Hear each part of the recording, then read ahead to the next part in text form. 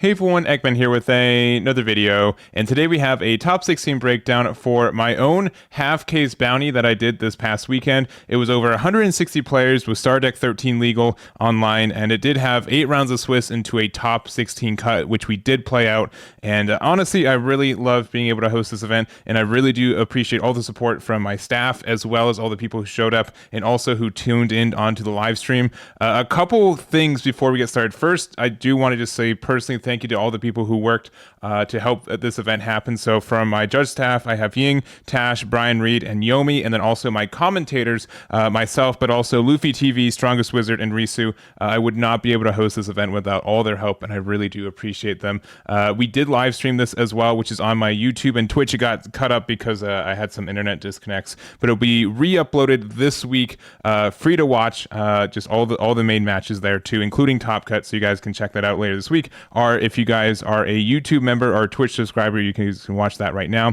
I also want to mention thank you to Top Cut for also helping sponsor this event. So Top Cut Central, they're going into One Piece cards pretty soon on their store too. So I really do appreciate their help and support on this one. And lastly, we do have another event I'm announcing in this video too. So it's going to be next Tuesday, so a week from today as this video drops. It's going to be May 7th. Signups are going to go live May 2nd at noon PST or 3 p.m. EST. I'll be live streaming at the time too, so I can help you guys remember.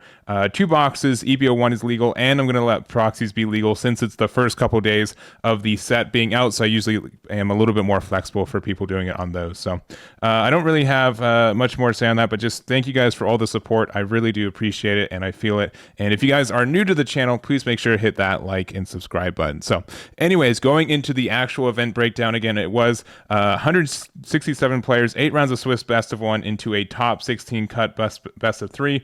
Part of the reason I want to do this event is because there's not a lot of top cut events that happen in our meta here in North America specifically. I know that Europe and other regions typically do, but most events in North America are Swiss or one-day Swiss events with no top cut. So I did like to have that potential for it there too. And it's really, really cool to see how different some decks do with the best of 3 mindset compared to like the best of 1 mindset too. So anyways, into our top 16, we did have 6 Gecko Morias, with one of them taking the event. 3 Sakazukis, 2 Katakuris, 2 Reiju, 1 Yamato, 1 Purple Luffy, and 1 Sabo as well. So Star Deck 13 was legal for this event, and you can even see by the leader breakdown that we had that the new Luffy was the 4th most played leader into this meta, but unfortunately did not top 16 for this one. I did see a lot of people on it, but I do know that Sakazuki has a pretty good matchup, and Moria I'd say it's like closer to 50-50, but like the bottom decking from the Sakazuki is very, very strong. So that's something. It is interesting to see that, Sabo was able to sneak into a top 16, as well as Purple Luffy getting a top 8 finish with Nicholas there, which I'm excited to go over that build too. But honestly, kind of the diversity that we've been seeing, these 3 are wrecking a lot of havoc. I do expect it to be a little bit more different with Expansion Booster 01, with specifically like Trafalgar Law. I think it's going to be a little better, and Anel, which were present for this event too, but wasn't able to get into the top 16. So anyways, we're going to go over the top placing list for each one of these leaders, starting off with our winner list,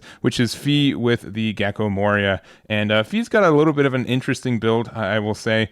He's been doing a lot of my events. He also topped for the previous event last week as well, but I do also want to say just big shout outs for Moria. I did make like a Twitter post where I said he ran Sakazuki, and I was just too tired when I wrote that. It was wrong. He played Gecko Moria the entire time.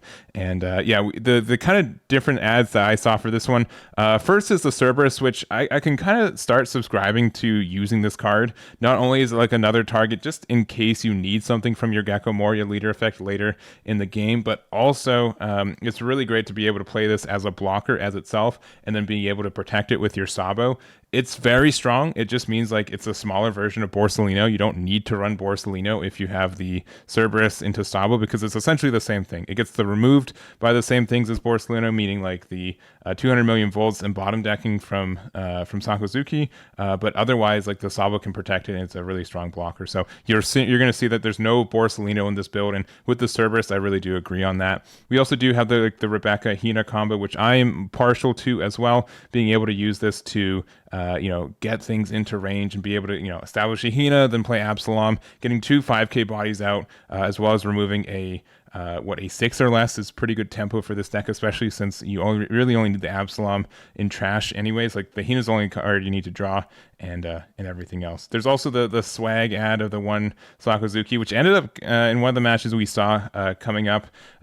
He's a little bit costly, like, right? He's like the original removal in black, where he is a 6-drop 7k, which is pretty chunky. He gets rid of a 5 or less, which you can make into pretty much anything. I feel like it's like a substitution for not being able to run the blue Borsalino like Sakazuki does.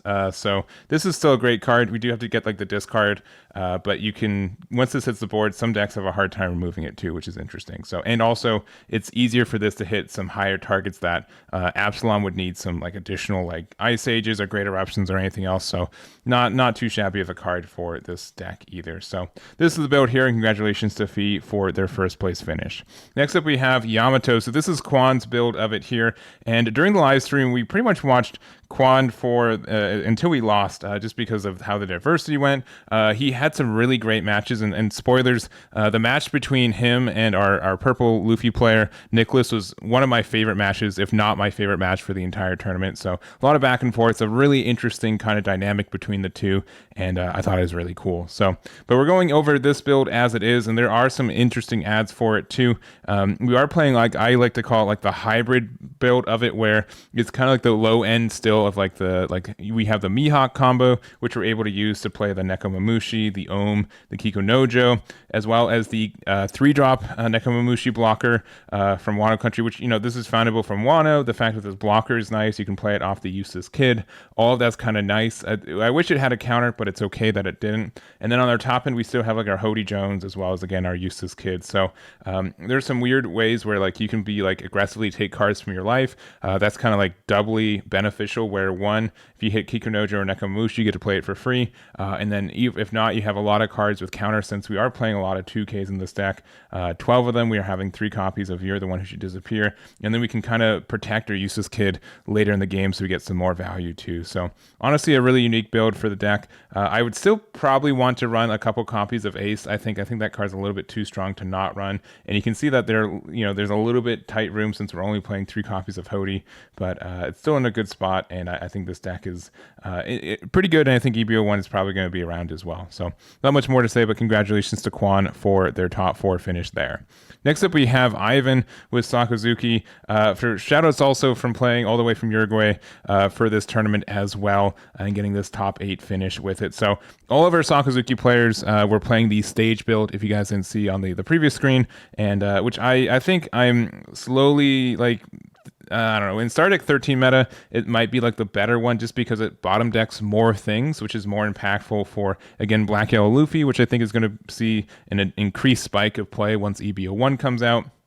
And just a lot of other decks where that removal is very, very key for like the lower end. So I think like potentially Red Purple Law can get hurt by it too, because most of the cards that they play are 4 costs. So it's really easy to get like a good like double Ama play to bottom deck and remove their cards. But they also have like this new Rush card that makes Sakazuki hurt a little bit more. But other than that, I think the deck is obviously in a good spot. We've got a month and a half left until it hits the ban list. So I'm sure people are going to continue to play it as much as they can.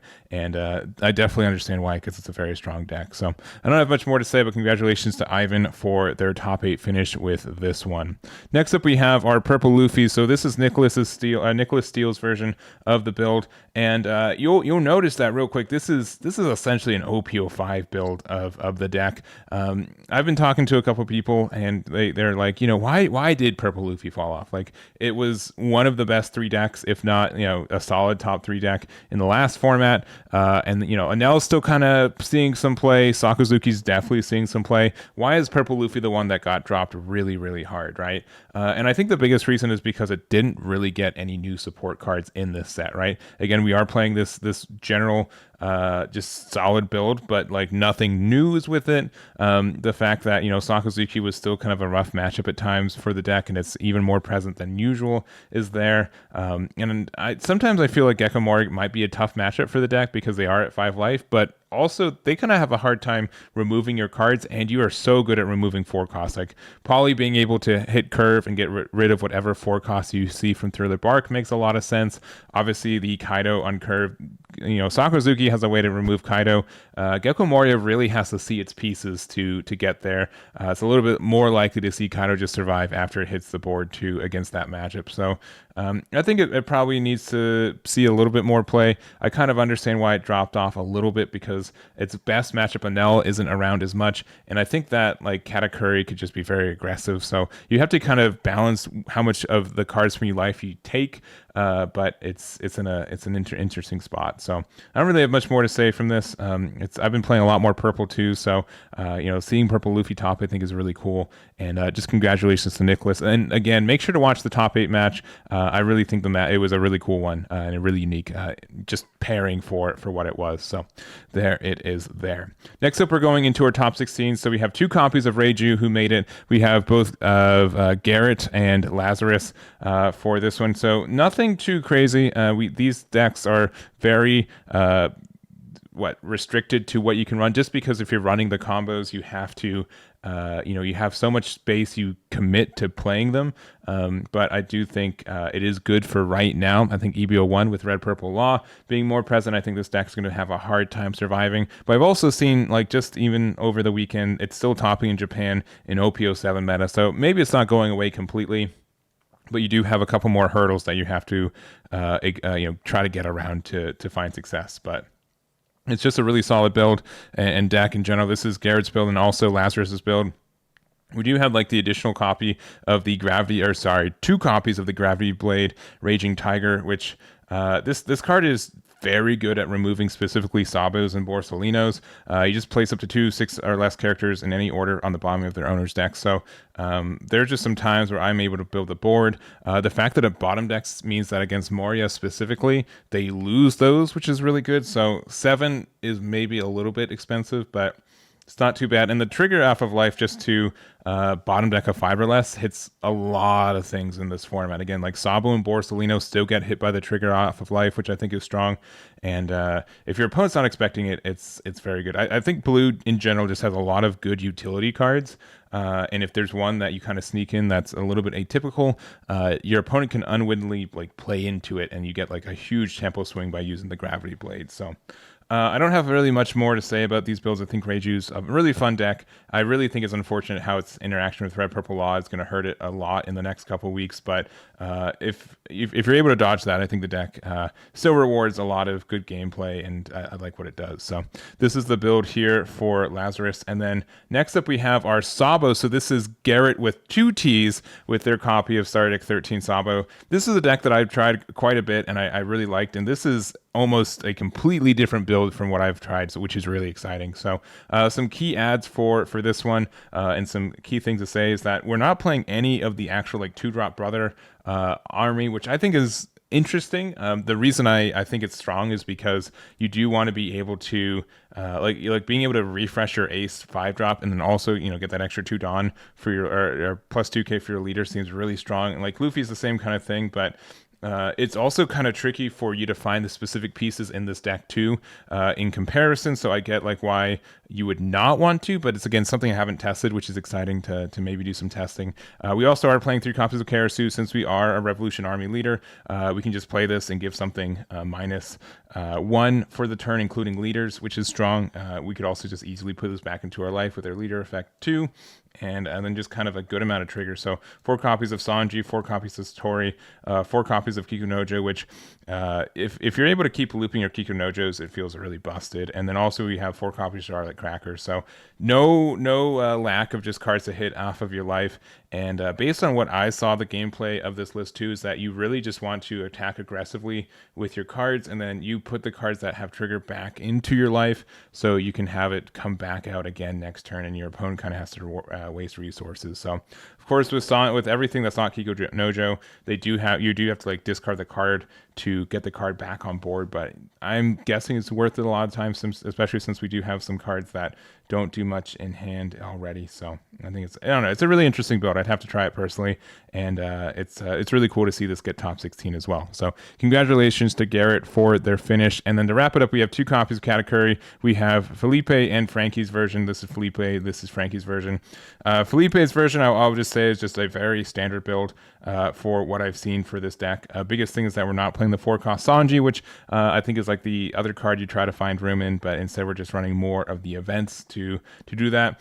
I get why you wouldn't play Sanji, because I feel like 4-cost blockers can get removed very easy in what the meta game is right now, but it is in some matchups really good to just kind of establish that off your life, even if it's just like another attacker or something that your opponent has to get rid of. But regardless, it's still we're doubling down on the Charlotte Cracker, running 4 of those instead to be more aggressive than potentially defensive.